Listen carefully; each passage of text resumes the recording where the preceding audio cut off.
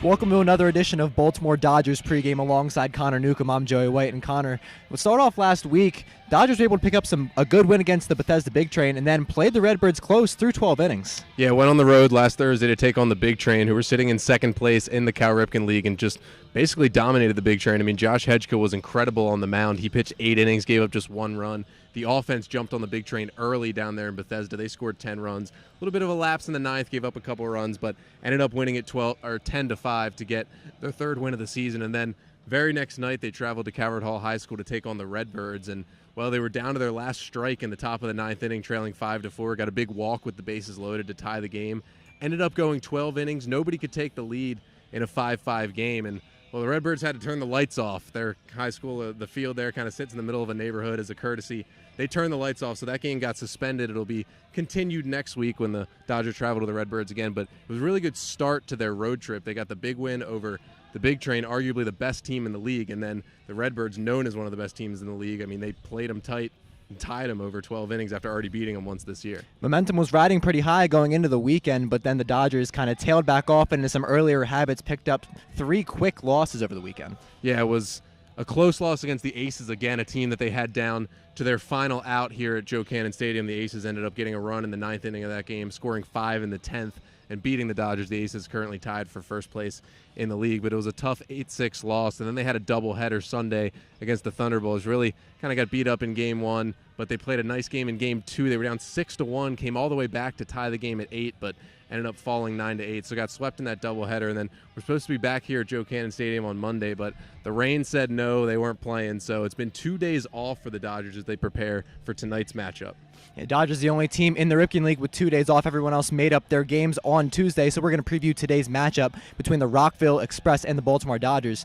And we know for sure on the Dodgers end that we have a quality starter. Josh Hedgeka takes the mound today, having a great season so far. Yeah, the submarine hurler from Johns Hopkins, Josh Hedgeka, making his 4th appearance, his 3rd start.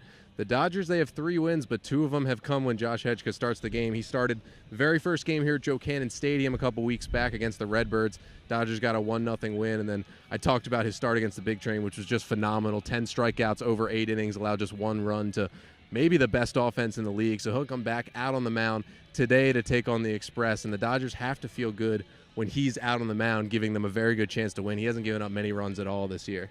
All right, the Rockville Express are going to send Clay Conway to the mound, the pitcher from Udall. That's going to do it for us here from Baltimore Dodgers pregame. Make sure you stay tuned to our live stream on Periscope and on Twitter. It's Baltimore Dodgers versus the Rockville Express. Joey White here for Baltimore Dodgers TV alongside Shane Coker. And Shane, 14 games in the season, we welcome you back to the Baltimore Dodgers for a 2nd year. What brings you back to the team? I just want to play with the Dodgers again. I mean, loved it last year and hopefully get another good experience here this year.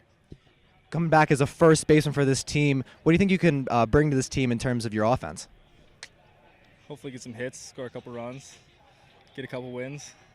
And then you got a couple guys on the team that you play with at Creighton, Nick Ortega, John Sikowski. They're on the Dodgers squad this year. What's it like to play with them over the summer?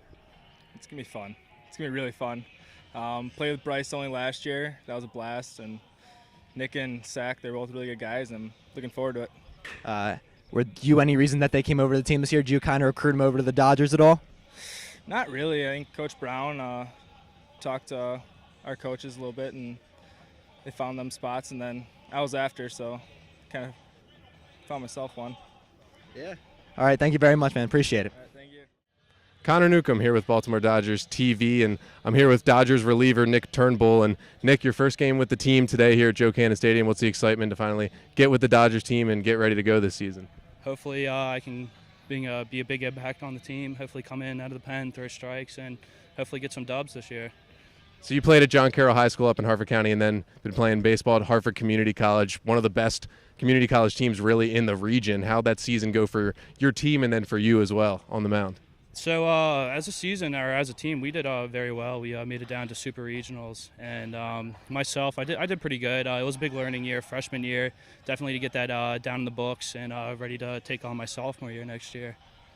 And in a lot of places in the country, community colleges are kind of looked down upon a little bit, not being really near the level of a D3 or a D2 schools. But here in Maryland, there's a lot of big-time community college programs, especially at Harford Community, where you guys go to regionals, advance far in the tournament. So what's it like kind of playing for that program that kind of is pretty dominant, but also gets guys ready to move on to the next level after 2 years. I mean, it's awesome playing for a program, knowing that you can be there for 2 years, make a big impact, and then hopefully go on to in my case, a Division I school, and hopefully be a big impact there, and kind of look back and say, okay, I came from this JUCO, and I did well here, and go on and so forth. Yeah.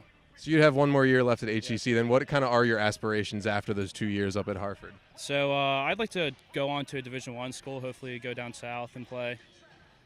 And then now with this season with the Dodgers, what are you looking to contribute to this team, either out of the bullpen or possibly if you would ever get a start down the line? I mean, hopefully I just want to throw strikes, get guys out of there, and win games. That's why I'm here, win games and better myself as a pitcher. And then summer baseball, what's the one biggest thing you're excited for the rest of the summer? Oh, meeting new people. That's a big part of the game, team camaraderie, and I like meeting new people, having a good baseball connection all over America, pretty much. All right, thanks, Nick. That's Dodgers reliever Nick Turnbull.